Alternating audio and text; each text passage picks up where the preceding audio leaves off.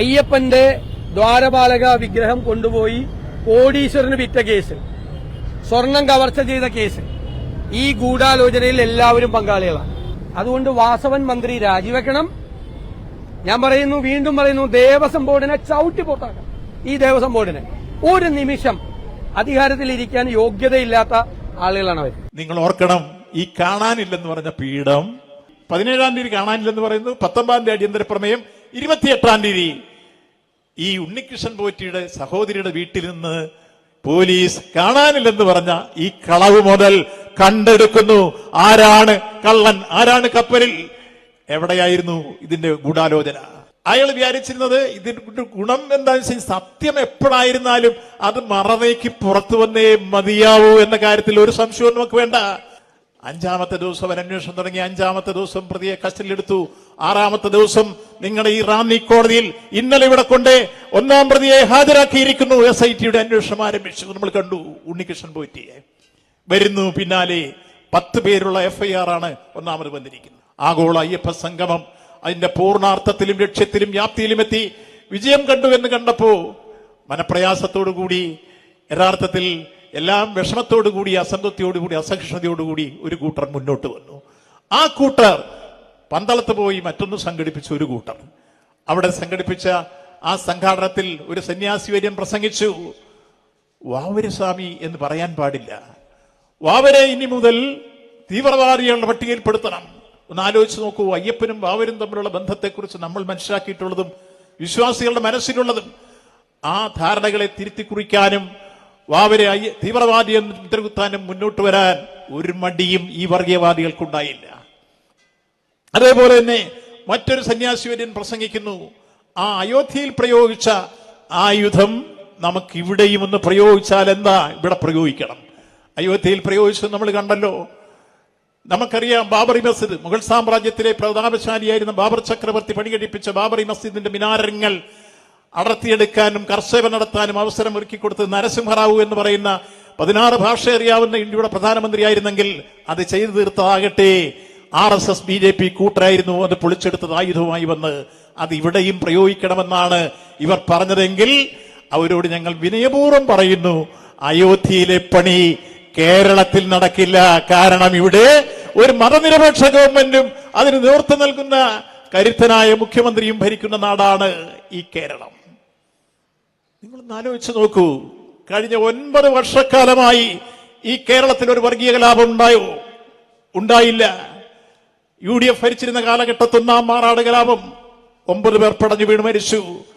ആ കാലഘട്ടത്തിൽ തന്നെ തിരിച്ചു മറുഭാഗത്ത് 9 മുസ്ലിം ആണെങ്കിൽ 9 ഹിന്ദു പടഞ്ഞു വീട് മരിക്കുന്നു. 18 ആളുകൾ വെട്ടിയും കുത്തിയും കശാപ്പ് ചെയ്ത് അതിക്രൂരവും ദാരുണമായ രൂപത്തിൽ അവരുടെ മരണം നമ്മൾ കണ്ടു. തിരുവനന്തപുരത്ത് പൂന്തുറയിലെ കലാപം നമ്മൾ കണ്ടു. തിരുവനന്തപുരം കത്തിച്ചാമ്പലായി. ഗവർണർ രാമേന്ദ്രൻ വന്നിട്ട് ഇറങ്ങാൻ കഴിഞ്ഞില്ല. അന്ന് കടമനിട്ട് രാമകൃഷ്ണൻ ഒരു കവിത എഴുതി എപ്പോഴും ഓർക്കുന്നു, ദുരിതങ്ങളുടെ മഹാനഗരത്തിൽ ഞാൻ നിങ്ങൾക്ക് നവവത്സരം ആശംസിക്കുന്നു, പിടയും പ്രാണവേദന കൊണ്ട് എരിയും തീയുടെ നടുവിൽ നിന്നുകൊണ്ട് ഞാൻ നിങ്ങൾക്ക് നവവത്സരം ആശംസിക്കുന്നു. കാരണം ഒരു ഡിസംബർ 31 ഈ സംഭവം നടക്കുന്ന പിറ്റേ ദിവസം കരമനയിലെ ചായക്കടയിലെ മണിയമ്പിള്ള വെന്തരിയുന്ന ഗന്ധങ്ങൾ അന്തരീക്ഷങ്ങളിൽ പടന്നു പന്തരിക്കുമ്പോഴും 9 മന്ത്രിമാർ സെക്രട്ടേറിയറ്റിൽ കുത്തിയിരുന്നു. UDFന്റെ കലാപമായിരുന്നു, വർഗീയ കലാപം. ഇന്ന് അത്തരത്തിലുള്ള കലാപമുണ്ടോ ഈ കേരളത്തിൽ? എന്റെ ആ കലാപം കേരളത്തിൽ ഉണ്ടാവാത്തത് മന്ത്രവായൂര പിഞ്ചികാജാലന തന്ത്രമല്ലതിൻ സംസ്കാരമണ്ഡലം എന്ന് വയലാർ അശ്വമേധത്തിൽ പാടുന്നുണ്ട്. അത് മന്ത്രമോ തന്ത്രമോ ഒന്നും കൊണ്ടല്ല. കേരളത്തിലെ ഇടതുപക്ഷ ജനാധിപത്യ മുന്നണി ഗവൺമെന്റ് സ്വീകരിക്കുന്ന മതനിരപേക്ഷ നിലപാടാണ് കേരളത്തിൽ ഈ 9 വർഷക്കാലമായി വർഗീയ കലാപം ഉണ്ടാവാതിരിക്കുന്നത്. അതുകൊണ്ട് കേരളത്തിൽ നിങ്ങൾ വർഗീയ കലാപം ഉണ്ടാക്കാൻ വേണ്ടി വിതയ്ക്കുന്ന ഈ വിത്ത് ഇവിടെ കിളുക്കില്ല എന്ന് BJPയുടെ ബഹുമാന്യരായ സന്യാസിവര്യന്മാരോട് വിനയപൂർവ്വം ഞങ്ങൾ ഈ നാട് ഓർമ്മിപ്പിക്കുകയാണ്. അതങ്ങ് ഉത്തർപ്രദേശിൽ വെച്ചാൽ മതി, ഇവിടെ എടുക്കേണ്ടതില്ല. ഇവിടെ ഇത്തരം സംഭവങ്ങളുമായി ബന്ധപ്പെട്ട് എങ്ങനെയാണ് സ്വർണ്ണപ്പാളി വിഷയവും ഇന്നത്തെ വിഷയങ്ങളും വരാനിട വന്നത്? നമ്മുടെ ആഗോള അയ്യപ്പ സംഗമം നടക്കുന്നത് സെപ്റ്റംബർ മാസം 20. സെപ്റ്റംബർ മാസം 17-ാം തീയതി കേരളത്തിലെ ഒരു പ്രമുഖ ചാനലിൽ ഇന്നലെ ഇവിടെ കൊണ്ടുവന്ന പ്രതിയുണ്ടല്ലോ, ഉണ്ണികൃഷ്ണൻ പോറ്റി, ഒരു വെളിപ്പെടുത്തൽ. പെട്ടെന്ന് ഉണ്ടിരുന്ന നായർക്ക് ഒരു ഉൾവിളി എന്ന് പറഞ്ഞതുപോലെ ഒരു വെളിപ്പെടുത്തൽ. എന്താ വെളിപ്പെടുത്തൽ? ആ വെളിപ്പെടുത്തൽ അദ്ദേഹം പറഞ്ഞു, അവിടെ 2019 ഉണ്ടായിരുന്ന ജൂലൈ കൊണ്ടുപോയിരുന്ന ഒരു സ്വർണ്ണപ്പാളി പടി തിരികെ കൊണ്ടുവന്നിട്ടില്ല, കാണാനില്ല എന്നാണ് പറയുന്നത് എന്നൊരു വെളിപ്പെടുത്തൽ. അത് വെളിപ്പെടുത്തിയത് കേട്ടത് പാതി കേൾക്കാത്ത മാതിരി പിറ്റേ ദിവസം 17-ാം തീയതിയാണ് ഇത് വെളിപ്പെടുത്തുന്നത്. 19-ാം തീയതി രാവിലെ അടിയന്തര പ്രമേയം. ബഹുമാനായ ചിറ്റയും ഞങ്ങളെല്ലാം സഭയിലുണ്ട്. പ്രതിപക്ഷം പെട്ടെന്നൊരു അടിയന്തര പ്രമേയം. അപ്പൊ സ്പീക്കർ പറഞ്ഞു, ആ വിഷയവുമായി ബന്ധപ്പെട്ട് ബഹുമാനപ്പെട്ട കേരള ഹൈക്കോടതി ഒരു സോമോട്ടോ കേസ് എടുത്തിട്ടുണ്ട്. ആ കേസ് കാണാനില്ല എന്ന് ഇയാൾ വെളിപ്പെടുത്തിയപ്പോൾ തന്നെ അത് അന്വേഷിക്കാൻ വിജിലൻസിനെ ചുമതലപ്പെടുത്തി ഈ ദേവസ്വം ബോർഡിലെ ആ അന്വേഷണം നടക്കുകയാണ്. അന്വേഷണം നടക്കുകയും കോടതിയുടെ പരിഗണനയിരിക്കുന്ന ഒരു കേസ് സാധാരണഗതിയിൽ നിയമസഭയിൽ ചർച്ചയ്ക്കെടുക്കാൻ പറ്റില്ല, സബ് ജുഡീസ് ആവും. നിയമവും ചട്ടവും ഉദ്ധരിച്ചുകൊണ്ട് സ്പീക്കർ അത് റൂൾ ചെയ്തു, അത് അനുവദിച്ചില്ല. അപ്പോ ബഹളമായി, പ്രശ്നമായി, സങ്കീർണമായി. നിങ്ങൾ ഓർക്കണം, ഈ കാണാനില്ലെന്ന് പറഞ്ഞ പീഠം ഈ സെപ്റ്റംബർ മാസം 28-ാം തീയതി, 17-ാം തീയതി കാണാനില്ലെന്ന് പറയുന്നു, 19-ാം തീയതി അടിയന്തര പ്രമേയം, 28-ാം തീയതി ഈ ഉണ്ണികൃഷ്ണൻ പോറ്റിയുടെ സഹോദരിയുടെ വീട്ടിൽ നിന്ന് പോലീസ് കാണാനില്ലെന്ന് പറഞ്ഞ ഈ കളവ് മുതൽ കണ്ടെടുക്കുന്നു. ആരാണ് കള്ളൻ, ആരാണ് കപ്പലിൽ, എവിടെയായിരുന്നു ഇതിന്റെ ഗൂഢാലോചന? ഒന്ന് ആലോചിക്കണം. ഇതിന്റെ കൂടെ ഒരു സംഭവം കൂടെ കൂട്ടിച്ചേർക്കുകയാണ്, മറ്റേ മോഷണത്തിന്റെ കൂടെ. അപ്പോഴാണ് ദേവസ്വം വിജിലൻസ് ഇത് അന്വേഷിച്ചു, കാണാനില്ലെന്ന് പറഞ്ഞപ്പോഴേ അന്വേഷിച്ചപ്പോ ഉണ്ണികൃഷ്ണൻ പോറ്റി കാണാനില്ലെന്ന് പറയുന്ന പടി എളമ്പള്ളിയിലെ തന്റെ ഏറ്റവും ഉറ്റ സുഹൃത്തായിട്ടുള്ള വാസുദേവന്റെ കയ്യിൽ 4 വർഷക്കാലമായി സൂക്ഷിച്ചിട്ടാണ് ഇവിടെ കാണാനില്ല എന്ന വെളിപ്പെടുത്തലുമായി വന്നോർക്കണം. ഇതാണ് ആസൂത്രിതമായ നീക്കം. പരസ്പരം ബന്ധപ്പെട്ട് നമ്മൾ കാണേണ്ടത്. അയാൾ വിചാരിച്ചിരുന്നത് ഇതിന്റെ ഗുണം എന്താണെന്ന് വെച്ചാൽ സത്യം എപ്പോഴായിരുന്നാലും അത് മറനീക്കി പുറത്തു വന്നേ മതിയാവൂ എന്ന കാര്യത്തിൽ ഒരു സംശയവും നമുക്ക് വേണ്ട. അതുകൊണ്ട് തന്നെ സത്യം എങ്ങനെ വന്നു? ഈ വാർത്ത കണ്ടപ്പോഴേ വാസുദേവൻ നേരെ ഉണ്ണികൃഷ്ണൻ പോറ്റിയോട് പറഞ്ഞു, വാർത്ത കാണുന്നുണ്ട്, എന്റെ കയ്യിൽ ഇത് സൂക്ഷിക്കുന്നതിന് സുരക്ഷിതമല്ല, ഞാനിത് അങ്ങോട്ട് കൊണ്ടുവരികയാണ്. ഇത് അങ്ങോട്ട് കൊണ്ടുപോകുമ്പോൾ ഈ മെസ്സേജ് യഥാർത്ഥത്തിൽ അന്വേഷണ ഉദ്യോഗസ്ഥന്മാരായി വിജിലൻസിന് കയ്യിൽ കിട്ടിയ മെസ്സേജ്. അന്വേഷണ ഉദ്യോഗസ്ഥന്മാര് ഇത് കൊണ്ടുപോയി വെച്ച വെഞ്ഞാറമൂട്ടിലെ ഉണ്ണികൃഷ്ണൻ പോറ്റിയുടെ സഹോദരിയുടെ വീട്ടിൽ ചെന്ന് ഇത് കണ്ടെടുത്തപ്പോ ആരാണിതിവിടെ കൊണ്ടുവന്നത് എന്ന് ചോദിച്ചു. കൃത്യമായി സഹോദരി ഉത്തരം പറഞ്ഞു. എന്നാണ് ഇവിടെ കൊണ്ടുവന്നതെന്ന് ചോദിച്ചു. ഇവിടെ കൊണ്ടുവന്നിട്ട് 4-5 ദിവസമേ ആയുള്ളൂ. കൃത്യമായി ഉത്തരം പറഞ്ഞു. കേരളത്തിലെ ജനങ്ങൾക്ക് അന്ന് തന്നെ ഏറെക്കുറെ കാര്യങ്ങൾ മനസ്സിലായി. ഇത് കാണാനില്ലെന്ന് പറഞ്ഞ ഒരുത്തൻ കണ്ടെടുക്കുന്നു അവന്റെ പെങ്ങളുടെ വീട്ടിൽ നിന്ന്. അതിന്റെ പുറകെ കഥകൾ മെനഞ്ഞു പോയതും ആരൊക്കെ എന്ന് നമുക്ക്, ഞാൻ അന്വേഷണം നടക്കുന്നുണ്ട്, മറ്റു കാര്യങ്ങളിലേക്ക് കിടക്കുന്നില്ല. നടന്ന സംഭവം മാത്രം ഞാൻ ഇവിടെ സൂചിപ്പിച്ചു പോവുകയാണ്. അപ്പൊ ഈ കാര്യത്തിൽ നമ്മൾ കൃത്യമായി തിരിച്ചറിയേണ്ടത്, ഈ സംഭവവുമായി ബന്ധപ്പെട്ട് ഉണ്ണികൃഷ്ണൻ പോറ്റി ഈ വെളിപ്പെടുത്തലും അതിനുശേഷം സഹോദരിയുടെ വീട്ടിൽ നിന്ന് കണ്ടെടുക്കലും അടക്കം വന്നപ്പോ ബഹുമാനപ്പെട്ട കേരള ഹൈക്കോടതി ദേവസ്വം ബോർഡ് വിജിലൻസിനെ ചുമതലപ്പെടുത്തി കുറ്റമറ്റ രൂപത്തിൽ ഒരു അന്വേഷണം നടത്തുക. ആ കുറ്റമറ്റ രൂപത്തിൽ തന്നെ അന്വേഷണം നടത്തി വിജിലൻസ് ആദ്യം ഇന്റർൻ റിപ്പോർട്ട് കൊടുത്തു, രണ്ടാമത് ഫൈനൽ റിപ്പോർട്ട് കൊടുത്തു. ഈ സംഭവം വെളിയിൽ വന്നപ്പോൾ തന്നെ ദേവസ്വം ബോർഡ് പ്രസിഡന്റിനെ വിളിച്ചിട്ട് സംസ്ഥാന ഗവൺമെന്റ് അഭിപ്രായം പറഞ്ഞു. സംസ്ഥാന ഗവൺമെന്റ് അഭിപ്രായം, ഈ വിഷയത്തിൽ ഒരു ഉന്നത ടീം അന്വേഷിക്കണം. ഒന്നെങ്കിൽ സ്പെഷ്യൽ ഇൻവെസ്റ്റിഗേഷൻ ടീം, അതല്ലെങ്കിൽ ക്രൈംബ്രാഞ്ചിന്റെ ഉന്നത ടീം, അതല്ലെങ്കിൽ കേരള പോലീസിലെ വിജിലൻസിന്റെ ഉന്നത ടീം. ഈ നിർദ്ദേശം ദേവസ്വം ബോർഡ് സ്റ്റാൻഡിംഗ് കൗൺസിൽ മുഖാന്തരം ബഹുമാനപ്പെട്ട കേരള ഹൈക്കോടതിയെ ധരിപ്പിക്കണം എന്ന് ഞങ്ങൾ നിർദ്ദേശിച്ചു. സംസ്ഥാന ഗവൺമെന്റ് നിർദ്ദേശത്തോടുകൂടി തിരുവിതാംകൂർ ദേവസ്വം ബോർഡ് അവരുടെ സ്റ്റാൻഡിംഗ് കൗൺസിൽ എഴുതി കൊടുത്തു. ബഹുമാനപ്പെട്ട കേരള ഹൈക്കോടതി മുമ്പിൽ നമ്മുടെ ഗവൺമെന്റിന്റെയും അതേപോലെ തന്നെ ദേവസ്വം ബോർഡിന്റെ അഭിപ്രായം ചെയ്യുന്നു. ബഹുമാനപ്പെട്ട കോടതി ആദ്യത്തെ വിജിലൻസ് റിപ്പോർട്ടിന്റെ അടിസ്ഥാനത്തിൽ നമ്മൾ ആഗ്രഹിച്ചതുപോലെ ഒരു സ്പെഷ്യൽ ഇൻവെസ്റ്റിഗേഷൻ ടീം, ആ സ്പെഷ്യൽ ഇൻവെസ്റ്റിഗേഷൻ ടീമിന്റെ ക്യാപ്റ്റൻ കേരളത്തിലെ ലോ ആൻഡ് ഓർഡറിന്റെ ADGP എസ് വെങ്കടേശാണ്. അതോടൊപ്പം ടി ശശിധരൻ എന്ന് പറയുന്ന SP ഉൾപ്പെടെ, വിജയ് ഉൾപ്പെടെയുള്ള 2 SP ഉൾപ്പെടെ നിരവധി DYSPമാരും CIമാരെയും എല്ലാം കോർത്തിണക്കി ബഹുമാനപ്പെട്ട കോടതി തന്നെ ഒരു സ്പെഷ്യൽ ഇൻവെസ്റ്റിഗേഷൻ ടീമിനെ നിർദ്ദേശിച്ചു. ആ നിർദ്ദേശം വന്നപ്പോൾ നമ്മൾ സന്തോഷപൂർവ്വം അതിനെ സ്വാഗതം ചെയ്തു. ബഹുമാനപ്പെട്ട കോടതിയുടെയും കേരള ഗവൺമെന്റിന്റെയും അഭിപ്രായം ഒന്നാണ്. ഇക്കാര്യത്തിൽ ഭിന്നാഭിപ്രായമില്ല. കൃത്യമായി നമുക്ക് ആരായിരുന്നാലും കുറ്റവാളികൾ നിയമത്തിന്റെ ദൃഷ്ടിയിൽ വരണം. SIT അന്വേഷണം ആരംഭിച്ചു. അവരുടെ ആദ്യത്തെ യോഗം ചേർന്നു, 2 ദിവസം കഴിഞ്ഞു. മൂന്നാമത്തെ ദിവസമായപ്പോഴേക്ക് എന്റെ താമസിക്കുന്ന തെളിവ് നശിപ്പിക്കാനെന്ന് പറഞ്ഞു. 5-ാമത്തെ ദിവസം അവൻ അന്വേഷണം തുടങ്ങി. 5-ാമത്തെ ദിവസം പ്രതിയെ കസ്റ്റഡിയിലെടുത്തു. 6-ാമത്തെ ദിവസം നിങ്ങളുടെ ഈ റാന്നി കോടതിയിൽ ഇന്നലെ ഇവിടെ കൊണ്ട് 1-ാം പ്രതിയെ ഹാജരാക്കിയിരിക്കുന്നു. SIT അന്വേഷണം ആരംഭിച്ചു. നമ്മൾ കണ്ടു ഉണ്ണികൃഷ്ണൻ പോറ്റിയെ. വരുന്നു പിന്നാലെ 10 പേരുള്ള FIR ആണ് 1-ാമത് വന്നിരിക്കുന്നത്. ആരൊക്കെയാകട്ടെ, അതിൽ പറഞ്ഞ പേരൊക്കെ പത്രങ്ങളിൽ നമ്മൾ കണ്ടു. ആരായിരുന്നാലും ശരി, X or Y, അവർ നിയമത്തിന്റെ ദൃഷ്ടിയിൽ വരണം. അവരാരായിരുന്നാലും കൃത്യമായി കുറ്റക്കാരെ നമുക്ക് കയ്യാമം വെച്ച് കൽത്തുറങ്കിലടയ്ക്കണം.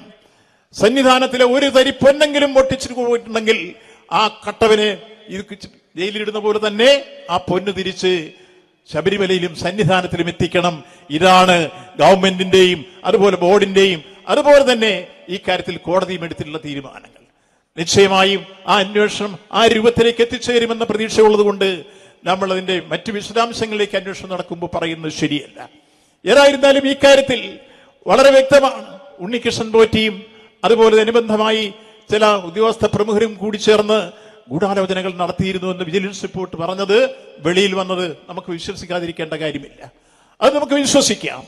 ഇത്തരം രൂപത്തിൽ കാര്യങ്ങളുമായി മുന്നോട്ട് പോകുമ്പോൾ ആ വിഷയങ്ങളെയൊക്കെ സംബന്ധിച്ചിടത്തോളം അടിസ്ഥാനരഹിതമായ ആക്ഷേപങ്ങൾ ഉന്നയിച്ചുകൊണ്ട് തന്നെ കേരളത്തിലെ പ്രതിപക്ഷവും BJPയും തെറ്റായ രൂപത്തിലേക്കുള്ള അപവാദ പ്രചരണങ്ങളുമായി കടന്നു വരുന്നു. ആ അപവാദ പ്രചരണങ്ങളുമായി കടന്നു വരുന്ന കാര്യം നമുക്ക് മനസ്സിലാവാത്തത് ഇത് 2019 നടന്നിട്ടുള്ള കാര്യമാണ്. 2019 മാർച്ച് മാസത്തിലായിരുന്നു ദ്വാരകപാലക ശില്പം കൊണ്ടുപോയിട്ടുള്ളത്. 2019 ജൂലൈയിലായിരുന്നു ഈ സ്വർണ്ണപ്പടി കൊണ്ടുപോയിട്ടുള്ളത്. ഈ 2 പടിയും കൊണ്ടുപോകുന്ന സമയത്ത് എഴുതി ചേർത്തതും മറ്റു കാര്യങ്ങളെല്ലാം അന്വേഷണത്തിന്റെ പരിധി നിൽക്കുന്നുണ്ട്. ഇതിന്റെ മറ്റു വിശദാംശങ്ങളിലേക്ക് പോകുന്നത് ശരിയല്ല. ചെന്നൈയിലും ആന്ധ്രയിലുമായിട്ടാണ് ഇതിന്റെ കച്ചവടങ്ങൾ നടന്നതെങ്കിൽ അത് മുഴുവൻ വെളിയിൽ വരണം. ജനങ്ങൾക്കറിയാൻ അവകാശപ്പെട്ടത് നിശ്ചയമായും നമുക്ക് ബോധ്യപ്പെടുത്താൻ ബാധ്യതയുള്ളത് ബഹുമാനപ്പെട്ട കേരള ഹൈക്കോടതി മേൽനോട്ടത്തിൽ നടക്കുന്ന അന്വേഷണത്തിൽ കൂടി വെളിയിൽ വരും, സംശയം വേണ്ട. അത്തരം രൂപത്തിലേക്ക് പോകുമ്പോൾ കേരളത്തിലെ പ്രതിപക്ഷത്തോട് വിനയപൂർവ്വം ചോദിക്കാനുള്ളത്, നിങ്ങൾ ആദ്യം ശ്രീമാൻ രമേശ് ചെന്നിത്തലയുടെ സ്റ്റേറ്റ്മെന്റ് വന്നത് കേരള ഹൈക്കോടതിയുടെ മേൽനോട്ടത്തിൽ ഒരു വിദഗ്ധ ടീമിനെ വെച്ച് അന്വേഷിക്കണമെന്ന്. ആ അന്വേഷണം കോടതി പ്രഖ്യാപിച്ചപ്പോ പിന്നെന്തിനാണ് നിങ്ങൾ സമരം ചെയ്തത് അസംബ്ലിയിൽ? എന്തിനാണ് 3-4 ദിവസം സഭ തടസ്സപ്പെടുത്തിയത്?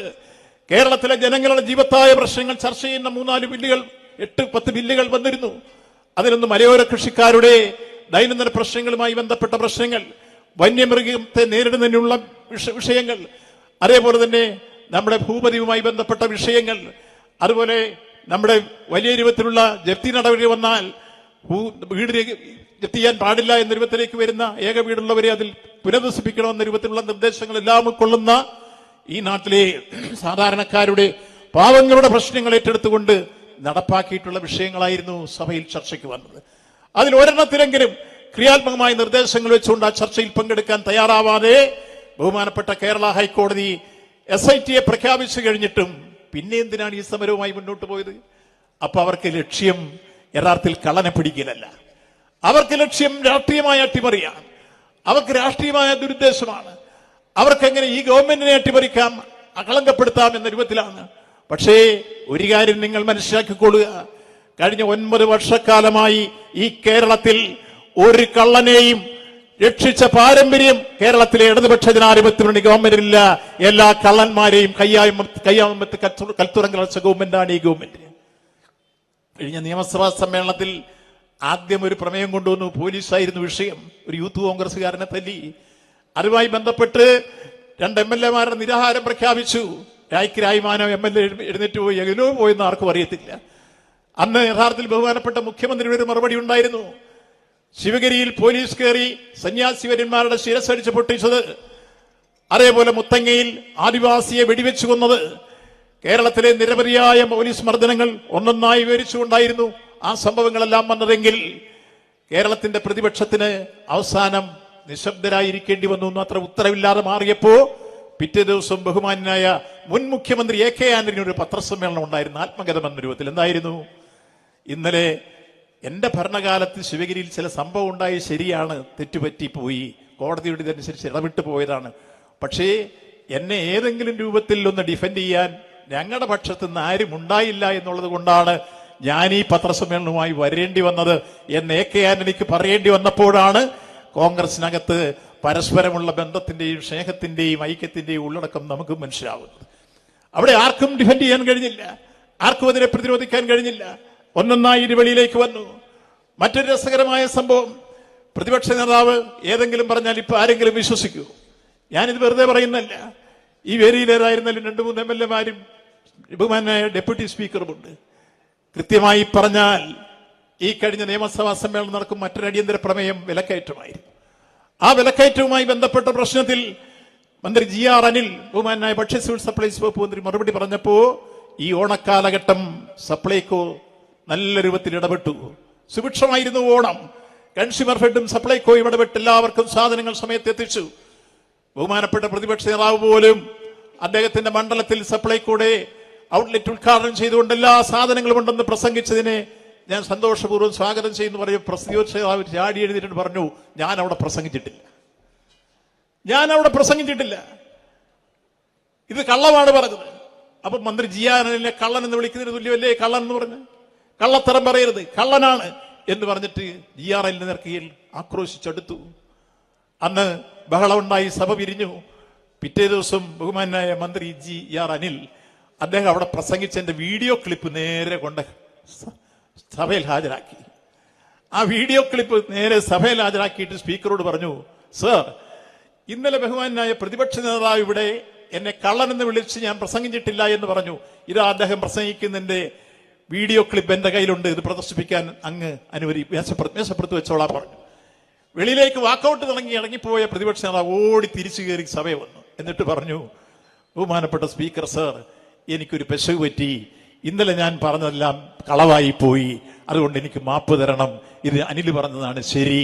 നമ്മൾ ഈ കാര്യത്തിൽ വളരെ പച്ചയായി കണ്ട കാര്യം, സഭയ്ക്കകത്ത് അനിൽ മന്ത്രിയെ കള്ളൻ എന്ന് വിളിച്ച അതേ പ്രതിപക്ഷ നേതാവ് തന്നെ ഞാൻ പ്രസംഗിച്ചു. പിന്നെ പറയുന്ന അദ്ദേഹം 1 മിനിറ്റേ പ്രസംഗിച്ചുള്ള.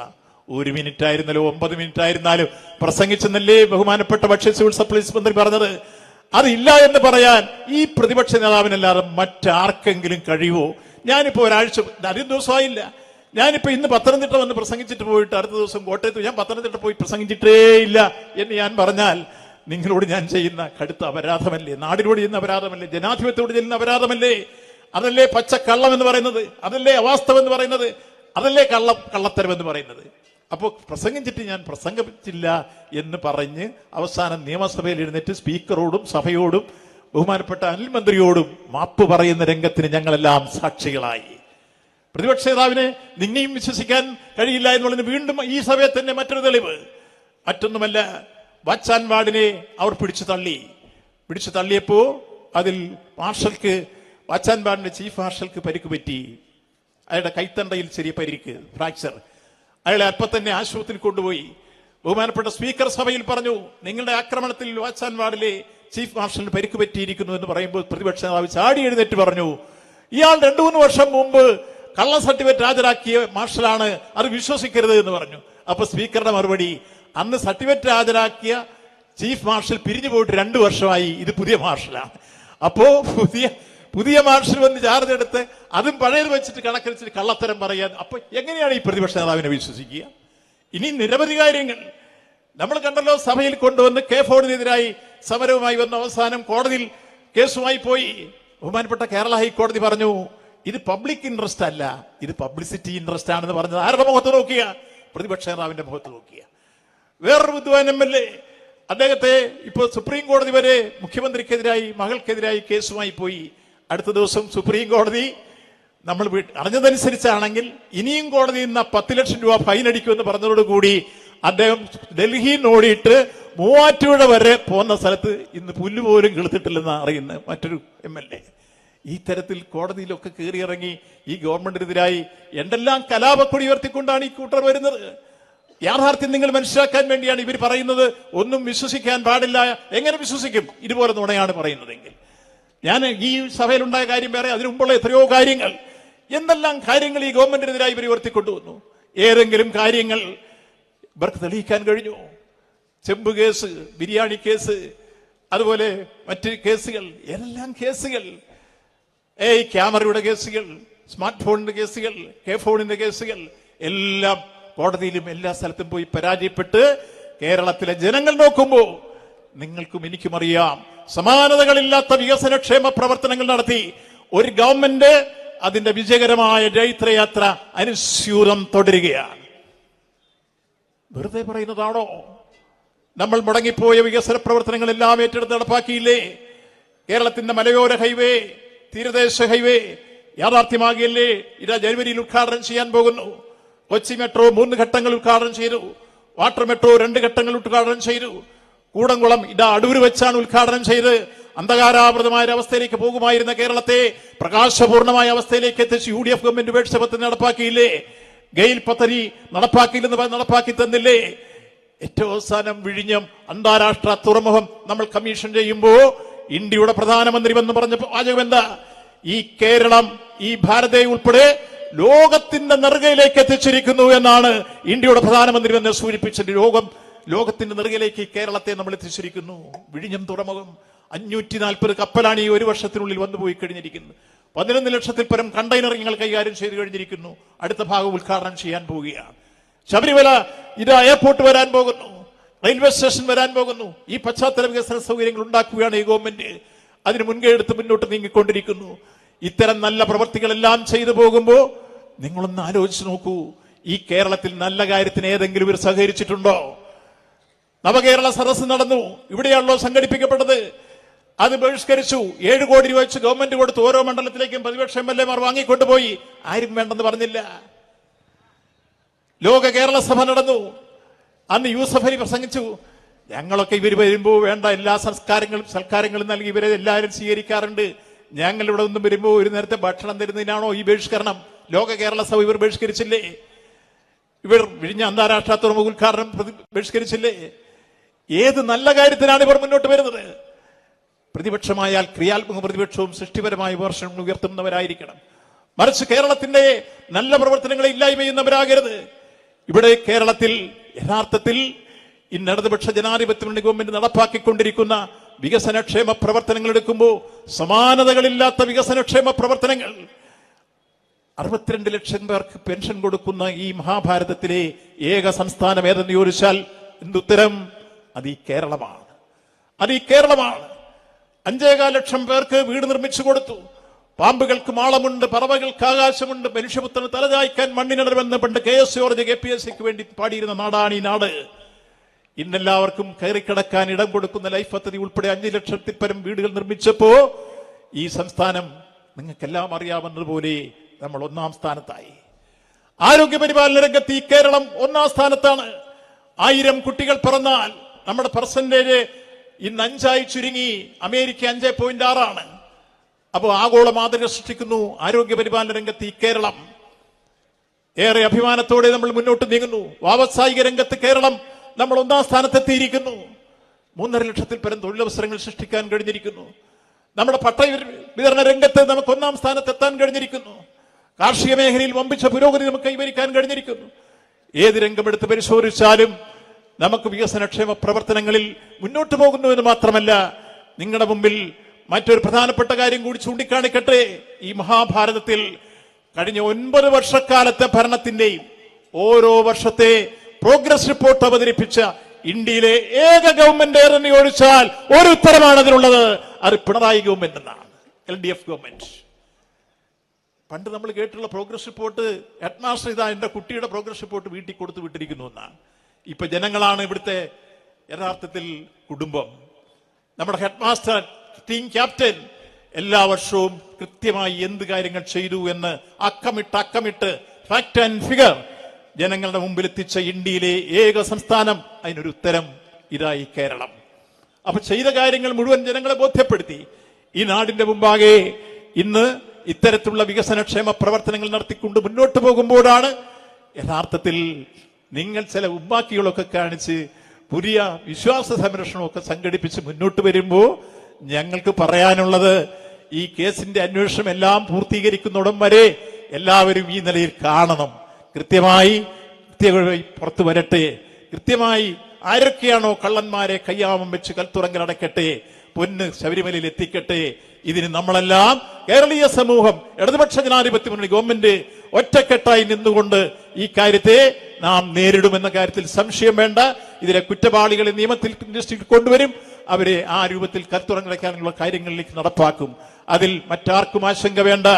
അവിടെ തെറ്റായ പ്രചരണങ്ങൾ ഉയർത്തി അപവാദ വ്യവസായങ്ങളുമായി നടക്കുന്ന പ്രതിപക്ഷവും ഒരുപക്ഷെ ബി ജെ പിക്ക് ഇന്ന് എല്ലാവർക്കും അറിയാവുന്ന ഒരു കാലഘട്ടത്തിൽ അവരാണ് വിശ്വാസത്തിന്റെ അതോറിറ്റി കുത്തകൾ. പക്ഷേ ഇടതുപക്ഷ ജനാധിപത്യ മുന്നണി ഗവൺമെന്റ് ഭരിക്കുന്ന ഈ കേരളത്തിൽ ഞാൻ പറയട്ടെ, ഏത് ഉത്സവമാണ് കഴിഞ്ഞ വർഷത്തെ ഏതെങ്കിലും തരത്തിലുള്ള മോശത്തരം വന്നത്? ശബരിമലയുടെ ഞാൻ ചൂണ്ടിക്കാണിച്ചു. ആറ്റുകാൽ പൊങ്കാല നടന്നു. 18 ലക്ഷത്തിൽ പരം സ്ത്രീകൾ പൊങ്കാലയിടാൻ വന്നു. 3 ദിവസം ഞാനോട് ഉണ്ടായിരുന്നു. ഒരു പരാതിയും കൂടാതെ പൊങ്കാലയിട്ട് നടന്നു ആറ്റുകാൽ പൊങ്കാല. തൃശൂർ പൂരം മുമ്പ് ചില പ്രശ്നങ്ങൾ ഉണ്ടായ ഘട്ടങ്ങളുണ്ട്. പക്ഷെ ഈ വർഷം ഞങ്ങൾ കേന്ദ്രീകരിച്ച് ഞാനും രാജൻ മന്ത്രിയും ബിന്ദു മന്ത്രിയും അതുപോലെ തന്നെ ഞങ്ങൾ അവിടെയുള്ള ഭരണകർത്താക്കളെ എല്ലാം കൂട്ടിയോജിപ്പിച്ച് കുറെ ദിവസങ്ങൾ കേന്ദ്രീകരിച്ച് തൃശൂർ പൂരം നടന്നപ്പോൾ ഒരു പരാതിരഹിത അല്ലെങ്കിൽ കുറ്റമറ്റ രൂപത്തിൽ തൃശൂർ പൂരം വർണ്ണാഭമായ രൂപത്തിൽ ലോകം ശ്രദ്ധിക്കപ്പെട്ട രൂപത്തിലേക്ക് നടത്താൻ കഴിഞ്ഞില്ലേ? ഇതെല്ലാം സൂചിപ്പിക്കുന്നത് മതനിരപേക്ഷ ഗവൺമെന്റിന്റെ കീഴിൽ, ഇടതുപക്ഷ ജനാധിപത്യ ഗവൺമെന്റിന്റെ കീഴിൽ വിശ്വാസികൾ സുരക്ഷിതരാണ്. ആർക്കും ഒരു ഭയവും ഉണ്ടാവേണ്ട കാര്യമില്ല. അവരുടെ വിശ്വാസം സംരക്ഷിച്ചുകൊണ്ട് ശബരിമലയുടെ എല്ലാ അർത്ഥത്തിലുമുള്ള വികാസം ഭാവിയിൽ ഉറപ്പാക്കാൻ വേണ്ടി വിവിധ തരത്തിലുള്ള വികസന പ്രവർത്തനങ്ങൾ, ഇതിനോട് ദേവസ്വം ബോർഡുമായി ബന്ധപ്പെട്ട് ചിലരെയൊക്കെ ധാരണ അവിടെ വരുന്ന വരുമാനങ്ങളൊക്കെ ഗവൺമെന്റ് കൊണ്ടുപോകുന്നു, കള്ളപ്രചരണങ്ങൾ നടത്തുകയാണ്. 1 രൂപ ഒരു ദേവസ്വം ബോർഡിൽ നിന്ന് ഗവൺമെന്റ് എടുക്കാൻ നിയമം അനുശാസിക്കുന്നില്ല. ദേവസ്വം ബോർഡ് സ്റ്റാറ്റ്യൂട്ടറി പവറുള്ള ബോർഡാണ്. അവർക്ക് സ്വതന്ത്ര പരമാധികാരമാണ്. അവർ ചെയ്യാൻ പ്രവർത്തികൾക്ക് സഹായം ചെയ്തു കൊടുക്കുക എന്ന കാര്യം മാത്രമേ ഗവൺമെന്റിനെ സംബന്ധിച്ചുള്ള ഉത്സവങ്ങൾക്കും അതുപോലെ തന്നെ അവരുടെ മറ്റ് വികസന പ്രവർത്തനങ്ങൾക്കും. ഇപ്പൊ കിഫ്ബി ഫണ്ട് പ്രയോജനപ്പെടുത്തി എരുമേലിയിലും നിലയ്ക്കലും ചെങ്ങന്നൂരും കഴക്കൂട്ടത്തും അതുപോലെ ആറ്റിങ്കലും പുതിയ ഇടത്താവളങ്ങൾ നിർമ്മിക്കാൻ 116 കോടി രൂപ അനുവദിച്ച് 2 തീർന്നു. മറ്റത് ഓൺഗോയിങ് പ്രോജക്റ്റാണ്.